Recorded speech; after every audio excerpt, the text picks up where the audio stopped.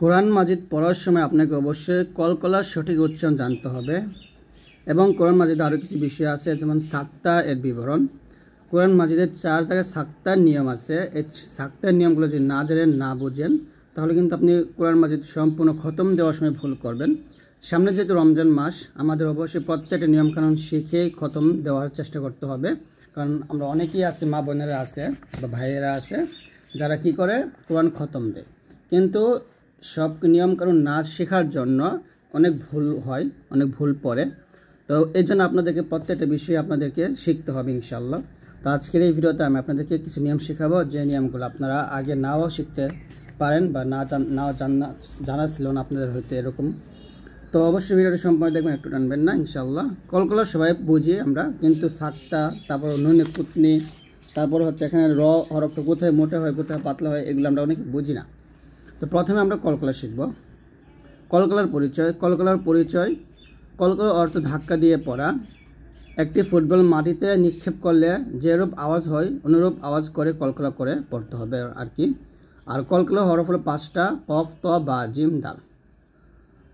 কতবু জাদ্দিন, এরকম একসাথে আপনারা এটা মনে রাখতে পারেন। তো কফ, ত, বা, জিম, দাল এই 5টা হরফের উপর যখন সাকিন থাকে তখনই কলকলা করে পড়তে হয়। অর্থাৎ কফ, ত, বা, জিম, দাল এই 5টা হরফের উপর সাকিন পাইলে আমরা কলকলা করব। যেমন ফা জবর ফা, লাম আলিফ জবর লা, ফালা, তা কফ জবর তা, কলকলা হবে এখানে ফালা তা কহার, ফালা তা কহার। ফাখ রোজে, ফা খ জবর ফাখ, র জিম পেশ রোজে, কলকলা হবে ফাখ রোজে। ফা ত জের ফি ত, ফিতরুন, ফিতরুন। হামজা ত পেশ ও ত, লোবে, ও ত, এটা কলকলা। লাম বা পেশ লোবে, এটা কলকলা। তা দাল জবর তা দে, খ পেশ খুলাম পেশ লো, তা দে খুলো। মিমকে ধরবে, মিম যে মিম, মিম জবর মা, মিম মা সিন জবর সা, মিম মাসা দাল দুই যে দিন, মিম মাসা দিন। আমি কিন্তু বলছিলাম যে কফ, ত, বা, জিম, দাল এই 5টা হরফের উপরে সাকিন থাকলে কলকলা হয়। তবে এই 5টা হরফে যদি ওয়াকফ হয়, ওয়াকফর অবস্থায় যদি 5টা হরফ আসে, সেখানে ওয়াকফ ধরলেও কিন্তু কলকলা হবে। মিম মাসা দিন আছে, থামলে হবে মিম মাসা দে, মাসা দে, মিম মাসা দে। তাহলে আবার বলি, ফালা তাকহার, ফাখরুজ, ফিতরুন, তাদখুলু, উতলুবে, মিম মাসাদ। তো এখন আসেন সাক্তার বিবরণ। সাক্তা হচ্ছে কোরআন মাজিদে আপনারা 4 জায়গায় পাবেন, অর্থাৎ 8 জায়গায় সাক্তা আছে, তবে 4 জায়গায় সাক্তা ধরতে হয় আর বাকি 4 জায়গায় ধরতে হয় না। এখানে লেখা আছে সাক্তার অর্থ শ্বাস জারি রেখে সাময়িক বিরতি।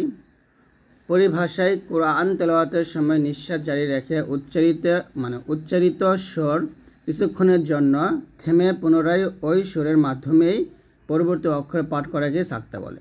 ইমাম হাফস রহমতুল্লাহ আলাইহির বর্ণনা অনুসারে কোরআনের নিম্ন 4 স্থানে সাক্তা করা ওয়াজিব।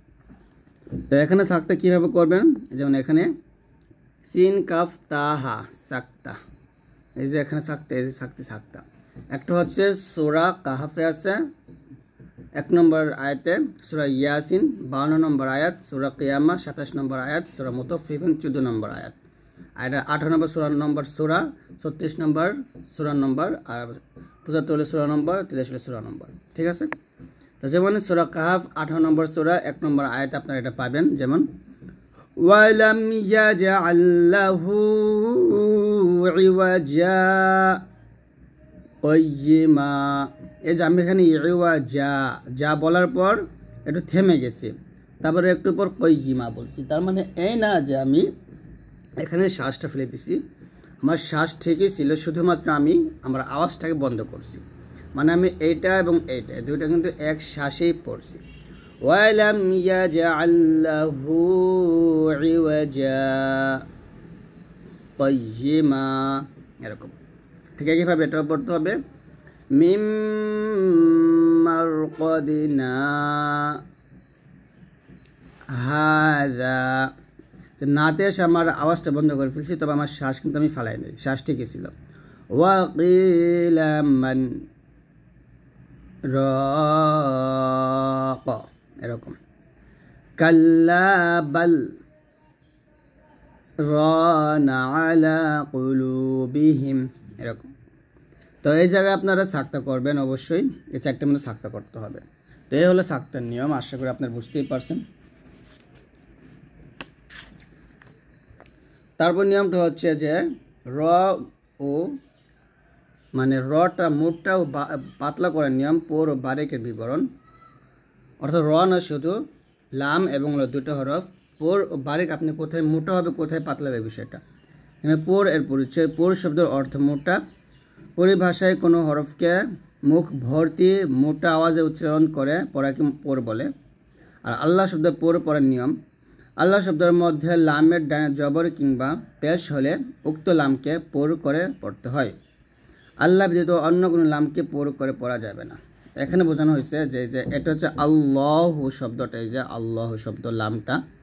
তো এই লামের ডাইনে যখন জবর অথবা পেশ থাকে তখন এই লামটাকে মোটা করতে হয়। যেমন এখানে বলতে হবে আল্লাহুম্মা ওয়াল্লাহি নাসরুল্লাহি হুয়াল্লাহু।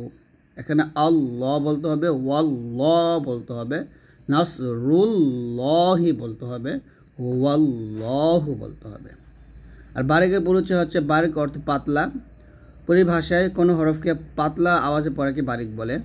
আল্লাহ শব্দের বারিক পড়ার নিয়ম হচ্ছে আল্লাহ শব্দের মধ্যে লামের ডাইনে জের হলে উক্ত লামকে বারিক করে পড়তে হয়। অর্থাৎ আল্লাহ শব্দের লামের ডাইনে জের আসছে, এখন পাতলা হবে। বিসমিল্লাহি আলহামদুলিল্লাহি ফি দীনিল্লাহি, তো এখানে লা বলবেন। তারপর দেখুন র বনের পড়ার নিয়ম। যদি র বনের উপর জবর বা পেশ অথবা র সাকিনের পূর্ব জবর বা পেশ হয় তাহলে র বর্ণকে মোটা করে পড়তে হবে।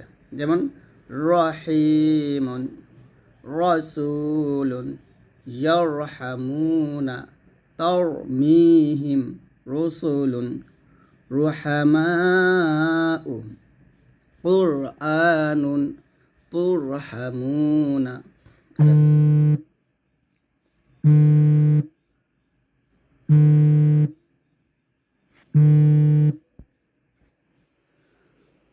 তারপর তো যদি আজকের এই ভিডিওটা ভালো লাগে অবশ্যই লাইক দিয়ে দিবেন, আর আমাদের ভিডিওগুলো আপনাদের কেমন লাগে সেটা অবশ্যই বলে দিবেন। আর এরপর আপনারা কি শিখতে চান সেটা কমেন্টসে জানিয়ে দিবেন। যেহেতু সামনে রমজান মাস, এই রমজান মাসে আমরা চেষ্টা করব কোরআন মাজিদটা শেখার জন্য। তো অবশ্যই সবাই চেষ্টা করবেন আর আমাদের এই ভিডিওগুলো সবার কাছে ইনশাআল্লাহ শেয়ার করে দেবেন। তো সবাই ভালো থাকবেন, আল্লাহর রহমতে, আল্লাহ হাফেজ।